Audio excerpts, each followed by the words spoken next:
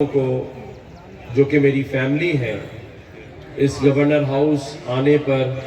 خوش آمدید کہتا ہوں اور یہ یقین رکھتا ہوں کہ یہ سلسلہ صرف اس رمضان میں ہی افطار اور ڈنر یا چاند رات کو میری ماؤں بہنوں اور بیٹیوں کو چوڑیاں اور مہندی لگانے کے بعد عید والے دن جو عید ملن پارٹی کا ہم نے انتظام کیا ہے اس گورنر ہاؤس میں، جس میں اس شہر کے مشہور قوال جو ہیں قوالی کا سما بھی پیدا کریں گے، وہیں تک بات ختم نہیں ہوگی۔ اس کے بعد اسی شہر کراچی کے نوجوان بیٹے بیٹیوں کو 50,000 بچوں کو اس گورنر ہاؤس میں فری آئی ٹی کے کورسز کرائے جائیں گے، اور پھر میرا ماننا ہے کہ ان کورسز کو کرنے کے بعد جس کے پاس بھی ایک اینڈرائیڈ فون ہوگا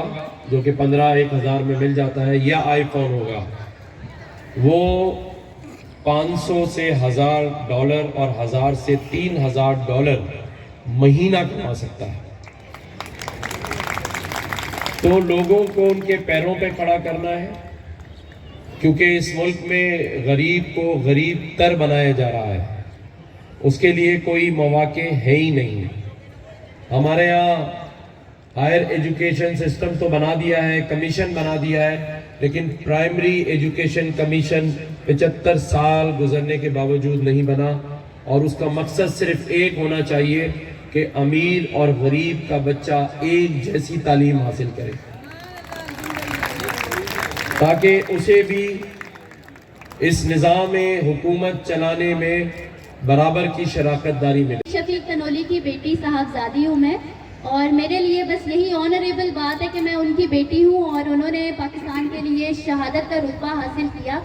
اور انشاءاللہ ہم سے بھی جتنا کچھ ہو سکے گا ہم بھی پاکستان کے لیے کریں گے۔ اور میں بہت شکر گزار ہوں گورنر صاحب کا کہ جنہوں نے ہمیں انوائٹ کیا، اور اسپیشلی شہداء کی فیملی کو اس قابل سمجھا کہ وہ یہاں پہ ان کے ساتھ یہاں پہ افطار کر سکیں، which is very nice initiative، اور ہم سب بہت شکر گزار ہیں۔ اور behalf of every شہداء family I am here to tell you that thank you so much to everyone۔ اور جہاں بس کوشش ہوتی ہے کہ جہاں بھی کوئی ایسا ایونٹ ہو